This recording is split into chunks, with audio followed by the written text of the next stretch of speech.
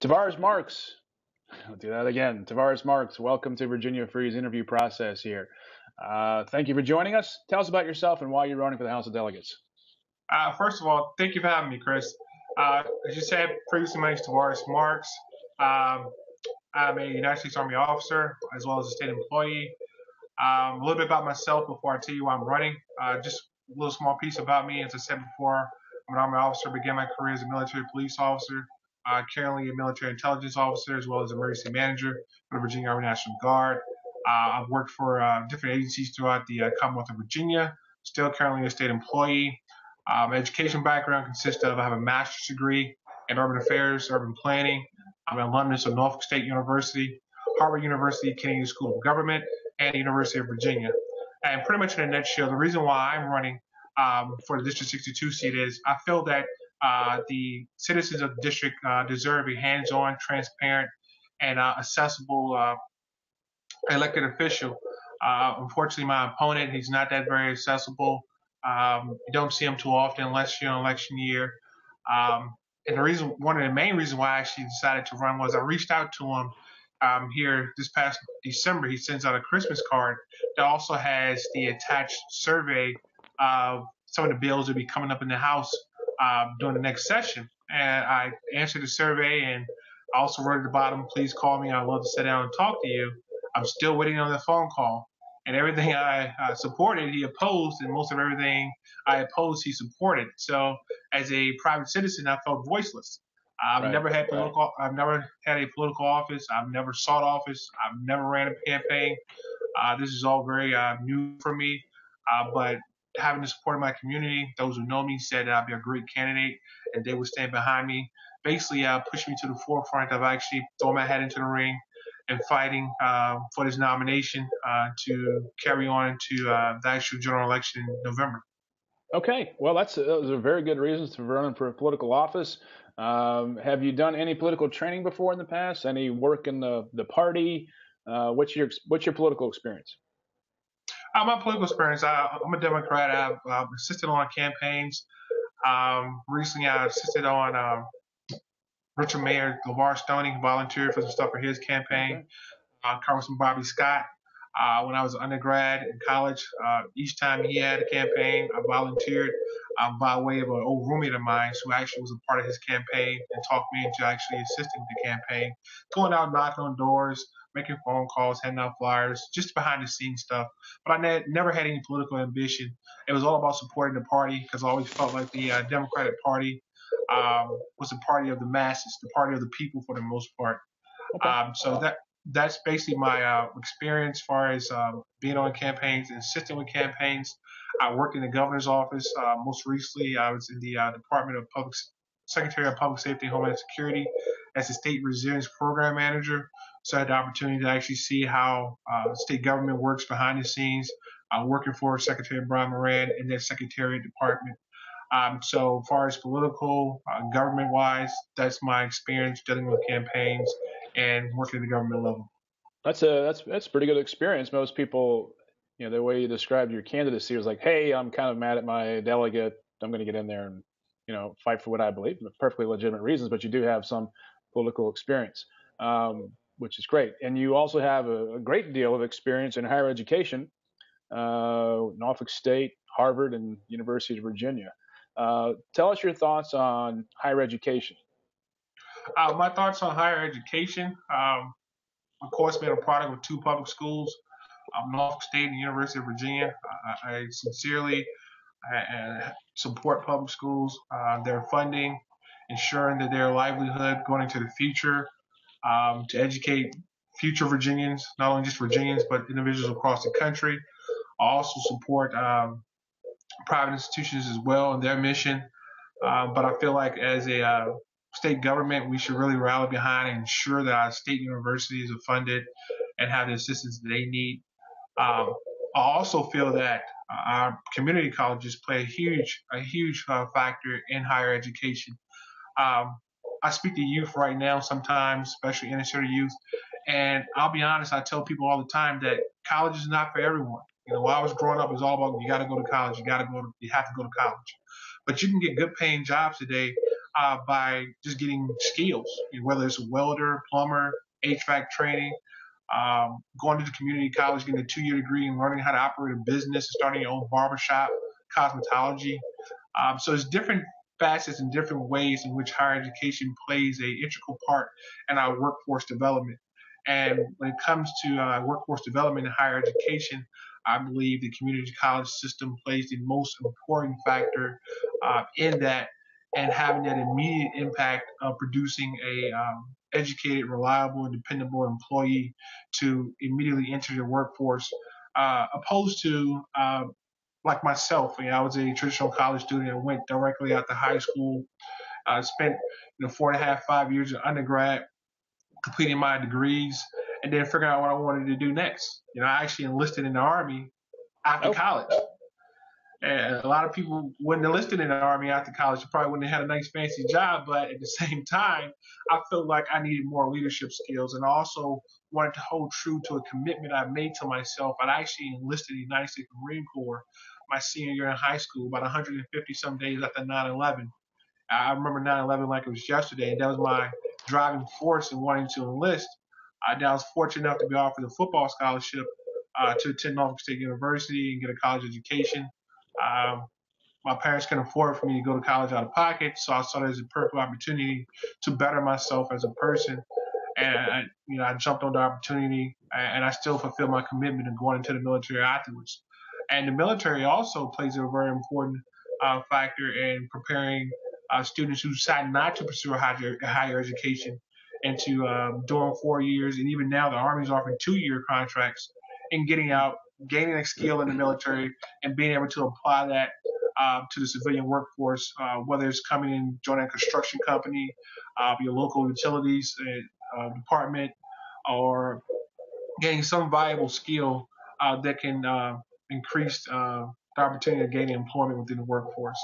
Wow. So kind of bring it full circle. I totally support higher education. Even so, more community colleges, because I feel like, as I said before, they can produce a quality employee for the workforce a lot sooner, a lot faster, and the actual educational program is geared more towards what they will be actually doing in the workforce, opposed to going to a 4-year school. You got to take your electives, English 100, Math 100, things you might not even never use. Right. Opposed to going to community college, you actually get that hands-on skill for the trade you're going to utilize in the workforce. Okay, covered a lot of ground there. Let's get back toward, everyone says they support education, they support teachers. When it comes down to it, you have to make tough decisions in the legislature, and largely it centers around funding. Where do you stand on freezing tuition, increasing tuition, support from the state government? What strings would come with that? How involved are you looking to get from a legislative perspective in overseeing the operations of our higher educational institutions, including community colleges? I'm all for supporting. First of all, I love the platform which our current gubernatorial candidate Ralph Northam is running on as far as the free college. I think it's, in my opinion, the free 2 years of community college, it's a must. I feel like it can be done here in Virginia. I recently posted an article on my Facebook page that New York recently passed legislation to offer free in-state for in-state students who come from an income of, I believe, under $120,000, offer them free tuition. So I feel like other states can offer free tuition. Why not Virginia? I feel like we should start with the community college offering their first 2 years tuition free. I feasibly don't, at this point in time, until I become more educated on it, I don't see how we can offer a free 4-year tuition to in-state students. I think that'll be a hindrance, and this is my personal opinion, on the actual funding for public schools. Schools like UVA, schools like Norfolk State, they depend on funding. They depend on alumni giving back. So I don't see it being a free 4-year tuition right now, but I do support the free 2 years of community college. As far as rate and tuition increase, I still got a few student loans I'm paying back now for graduate school, and no one likes paying back Student loans, especially, you spend all this time to uh, create, in my opinion, a perfect employee. And then you spend the first 10 years of your life paying back $110,000 worth of student loans, especially with the rate increases. I feel like tuition increase should be capped. I don't feel like it should be going up every single year. Um, from my perspective, um, where are the fees going to? Are we increasing faculty and staff salaries? Are we using the fee increase to improve our buildings, our facilities, technology? Um, and if so, I feel like we should be more transparent as far as where the tuition increase fees are going to. I'm not a fan of tuition increase. Saying it again. So my 2 points on higher education as far as tuition increase, I don't support. I'm not a fan of increasing tuition each and every single year, and I also support the free 2 years of community college. Okay. As we both know, there's no such thing as free. If you're providing services and hiring people at the community college level, there's a cost, and Yes. how we pay for that is where the rubber hits the road, if you will, in a lot of our programmatic changes that we would want from government. How and what parameters would you put on the free colleges? Would you say as soon as you sign up for a credit, your free meter starts to run, if you will, because a lot of students, as you well know, certainly I do from our kids, they'll get in a class and they'll drop it in mid-semester because their grades aren't going well. And would that count against the concept of free? So talk about that a little bit more, flesh it out where you're thinking, how we pay for it, and what kind of parameters we put on the actual implementation of such a plan. Uh, I'll start with the parameters first because I kind of have an idea as far as parameters. I would probably set the parameters kind of the way, like myself, as far as my graduate and postgraduate education, I utilize my government GI Bill. So with the GI Bill, I must maintain no grade. The lowest grade you can receive in undergraduate is a C plus or a solid C. So I would parameters would be no grades lower than a C. Also, any classes in which you drop will be counted against you. You can't drop a course, basically. If you take the course, you have to stick with it. So the ability not to drop the course, the ability to maintain a C average, and let's take a 2 year community college education. It shouldn't take you 4 years to complete a 2 year degree. So I'll put a time limit cap on the expected time to complete the degree. So let's take the 2 year community college associate's degree. Give the individual 3 years to complete their degree. We understand things may happen. You may get sick. A parent may get sick. You may take a semester off to take care of a parent or a loved one. So I feel like that additional year would give them the opportunity in the event that something arises to where, or even they might be deployed for a military assignment. There should be a clause in there for that. But implementing a grade point average requirement, implementing not being able to drop courses, implementing a term limit as far as for the associate's degree, 2 year education. That's what I'm focusing on right now with a 3 year time limit. And as far as funding, when it comes to higher education, that's something I'm not totally educated in. Something I'll obviously research and learn more about. I'm more abreast to as far as public school funding, where most of that funding comes from. Virginia Lottery, we take for one instance, they contribute a lot of money to the public school educational fund and other entities. But so as far as the where does the money come from aspect, I've never been a rector. I've never been on a board of visitors. So far as budgeting and planning things like that, I don't have a solid answer for you as far as where that money would come from. But if elected in November, I sure would bust my butt to work with my fellow delegates and work with the Senate to craft a budget and understanding where the money is coming from, whatever pot we're pulling the money from to fund this, to ensure that it happens and ensure that we're not infringing on other things that may, as you said before, nothing's free. So in order to allot money for one thing, sadly, you're going to be taking money for something else. Unless you decide to, allow for economic growth, which funds Yes. a lot of government. But in the situation where you have this desire to fund a new program We have to find out what the cost is first of all, and then figure out how we're going to pay for it. And if the existing revenues and existing growth models don't show they can be paid for, are you willing to support a tax increase, or would you submit a tax increase? And what area would you tax to fund what you want to do? Good question, Chris. In some instances, even as a private citizen, I support a tax increase. Matter of fact, right here in my county where I live at, in Chesterfield County, I went to a board of supervisors meeting back here on the 29th of last month, and they were talking about the 1 cent increase as far as your homeowners taxes and things like that.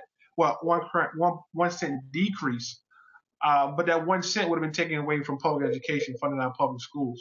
So myself, as well as a lot of other individuals, we supported the increase in taxes as long as it was supporting our public schools. We didn't want to take away from our public schools. So if we had a tax increase um, for something that will be supporting our public schools, I'm all for it. Whether a tax increase will come at, whether it's personal property or Income, sales, but sin taxes. If people always refer to sin taxes, alcohol, tobacco, those food kinds taxes, of course, yes. So I feel like those tax increases can be beneficial, especially something like a food tax. We don't force anyone to eat out. So you deciding to go eat out. Meals tax. Yes, because meals, when you get into the food, you're talking about groceries, and some people, we've gone through great length to make sure that has been exempted from our tax code. Yeah. I just want to make sure. No. This is your candidacy. Okay. I don't want you on record saying I want a food tax. Yes, be very clear. Meals tax. There you go. You're welcome. Greatly appreciate it. So as I said, eating out for the most part, it's a luxury. It's a luxury to be able to go out and eat at Bonefish Grill or Applebee's or your local restaurant. And by accepting that responsibility of going out and patronizing your local establishments, I feel like you will also be accepting the meals tax increase to support things like education. And by doing so, not only supporting education, but you're supporting your local establishments. Okay. I have a local restaurant here in my area, Caesar's Restaurant, Italian restaurant. I love eating there. I love patronizing him. He's a local business owner. He lives not too far from here. So supporting your local economy, I feels like if you support the local economy, it helps grow the overall state economy. Okay. So taxes aren't always a bad thing. I tell people that all the time. They're not always a bad thing as far as increasing taxes. It's all where the money's going to. Right. Okay. Let's move off of education. I think we've covered that, and funding it as well. Let's talk about minimum wage. Where are you on increasing the minimum wage? Hey, if you checked out my website, Chris, it's one of the things I have on my website. That's why I asked. Over the next years. And I figured that, you broke up there. Can you repeat that, Tavorise? Can you repeat that? I said one of my platforms is raising the minimum wage. And on my website, and what part of my platform is, I support increasing the minimum wage to $10 an hour over the next 4 years, which equates to a 69-cent increase throughout those 4 years that would get us to $10. I'm not a complete fan or advocate of the $15 minimum wage. I say that because I have friends who are in the medical profession field. They may be paramedics, med techs, other positions that require you to obtain education, some type of job skill, job training. Some of those jobs don't even pay $15 an hour. So I struggle with jobs that require minimal effort, minimal education, getting $15 an hour. I do feel. I'm sorry.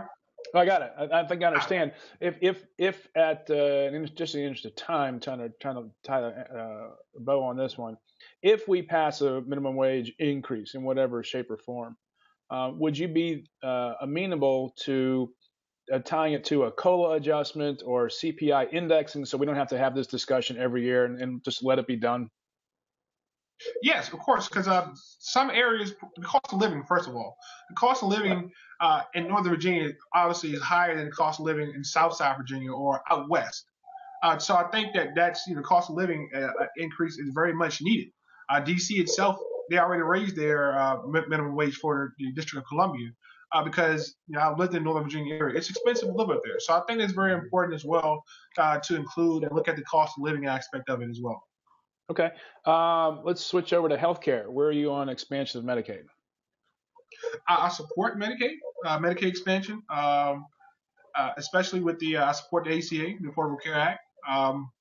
There's parts of it that needs work, yes, but I also feel like it's the best thing we have in place right now. I think that's also evident of the recent attempt to overhaul it. We're still back to square one. Yes, it needs some work, but it's the best system we have in place right now. I feel like by expanding Medicaid, it would also help in one of my other platforms, which is mental health.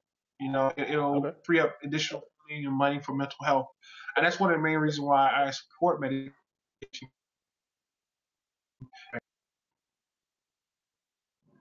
Okay. Chris, still Republic. there? Yeah, yeah, I'm still here. Are you? Can you hear me? Yes. Okay. One of the arguments against expansion of Medicaid the Republicans offer is that it's going to create a long-term funding gap when the federal government reduces its reimbursement to the Commonwealth from 100% to 90% in the coverage. There'll be a coverage gap, a couple $100 million annually. Do the Republicans have a credible argument there? Um. Yes. Under Republican under administration, yes. No. I feel like under a Democratic administration, I don't think that. I feel like that the party would ensure that that gap is closed or there's not a gap. Okay. But under their administration, I feel like they have an argument. It's what's best for the people. We have a mental health crisis going on now, and not only in Commonwealth but across the country. And I feel like the expansion of Medicaid will assist in that fight, and that's my stance on that. Okay.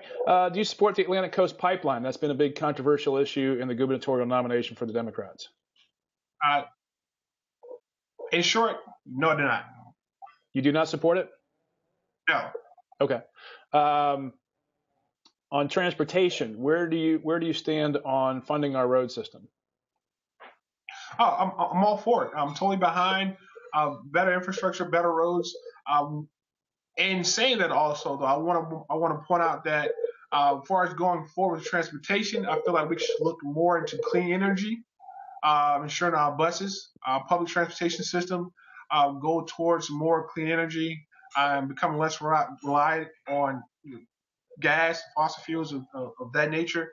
But I feel like even here where I live at now, also again part of my platform on my website is we need better roads. We need public transportation out here in Chesterfield County to connect us throughout the whole entire district.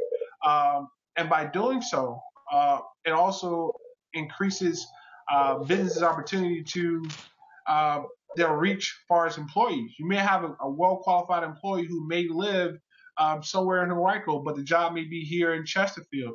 They may not have a car, but they have the ability and capacity to do a great job. So by providing public transportation, I feel like it gives businesses an opportunity to widen that net when it comes to recruiting for those individuals who like transportation back and forth, but do not lack the ability to do the job. Okay. Um, how would you go about funding transportation? Now, you're fully supportive. Are you in favor of tolls, gas taxes, fees on cars, and where do we bring in the newer cars, the e-cars, who don't have gas as a funding mechanism for our roads? They run on electricity or All right, so let me hit more with a few things there. So okay, when you tolls. I mean, what's your preferred method of funding transportation project infrastructure? I support tolls, but I also I want to be very very clear on this. There needs to be a cap on tolls. Of course, you have probably heard of the issue they've had out in the Hampton Roads area with the Portsmouth Tunnel tolls and individuals having thousands and thousands and thousands of dollars, for unpaid tolls. I feel like that's wrong. That we can't put that much of a burden on individuals who rely on these roads to get back and forth to work to make a living. So I feel like that there should be a cap on tolls. I do support tolls as far as transportation and working on roadways, but it needs to be a cap, it needs to be a limit. Um, I drive the roads all the time. Some tolls are high as $8, $9. I think that's a little excessive, especially if you're doing both ways. That's $16 just for a round trip. Right. At least $16, and that adds up over time. So I support tolls, but I would like to see a cap on tolls. You said something I wanted to touch on. Yeah. As far as the energy efficient vehicles, the ones that don't use gas. Mm-hmm. As a private citizen, if I want to protect the environment and I'm doing so by getting a energy efficient vehicle, I don't feel like they should be penalized for getting an energy efficient vehicle. Okay. I don't feel like they should, just because they're not getting gas anymore, let's find another way to get a dime out of them. What's that other way? That's what we're trying to get at. What's the other way to pay for our roads? Maybe it's a fee for miles. Are you in favor of a mileage fee? Some states have moved. I think Oregon's moved to that. And when you say mileage fee, what do you mean by a mileage fee? Every year you would go in and have your mileage inspected. I think this is how Oregon does it, and they charge you per mile based upon the weight of the vehicle a certain tax. No, Chris, I wouldn't support anything like that. I feel like that's penalizing the citizen for they want to travel to grandmother's house every other weekend. They got to travel back and forth to work. Um, Even with the personal property tax, someone's vehicle may be paid off, but they're still paying on that vehicle until infinity, until they no longer have the vehicle. I feel like the personal property tax, the way it is now, it's enough. I feel like that we could possibly increase personal property taxes on luxury items. Let me be very, very specific about that. What I mean by luxury items is whether you got a yacht, a sailboat, or a motorcycle, that's not your main means of transportation. So let's say, like for myself, I have a truck, I have a car, of course I have a motorcycle, but I have a truck and have a car that can be my main means of transportation. So I wouldn't oppose having a luxury tax placed on my motorcycle. Okay. So you basically have a lower tax platform for a primary, like we do for residences. We have tax preferences for a primary residence, and then on a mortgage, I think there's a tax preference for that. But on vacation homes, yes, they're not included in some policies. Yes, and I would totally support something like that. I feel like it would be very beneficial. You'll probably get some pushback. Of course, you'll get some pushback, but and far as promoting that and getting it passed, a lot of times, your average single parent, your average lower income household, the husband and wife may share a car. That's their primary means of transportation. Then you have other individuals other families who are blessed enough to fortunate to have multiple cars, RVs, sailboats, motorcycles, things, ATVs, and things of that nature. That I feel like they could possibly help give the fellow man a leg up by paying that little small tax increase on the quote unquote luxury vehicles. Okay, that's a very legitimate line of thinking, and certainly not new relative to residences, and I think we've seen that before. So thank you for your thoughts on that. I don't want to keep you too long. It's a beautiful day, a beautiful afternoon. I'm sure you've got some campaigning to do. Why don't you wrap up your interview here with a pitch, why people should support your candidacy for the House of Delegates. Tavorise? I feel individuals, especially those in the business community, this is my audience right now, should support me because I will support you. I will fight for what's right for the businesses. I will also fight what's right for the average citizen. One thing you didn't cover that's also been kind of a topic is the proffers. I'm pretty sure you understand what the proffer. Okay. Now you're into something. Yeah. So there's aspects of that I support and aspects I do not support. I don't feel like I live in a pretty well-developed subdivision. I support the developer providing sidewalks, ensuring proper sewage, street lights, but I don't support them having to pay for things that are unassociated with the actual development. I feel like that's kind of the locality or the state getting freebies for the most part. And I feel like it shouldn't be a state issue. It should be left at the local level. I really feel like the state should be involved in that. I feel like it'd be something that should be taken care of at the local level, and I feel like it should be fair to those who want to develop our communities without penalizing them and having them pay for frivolous things that really aren't connected to the actual development and the, uh, the project itself.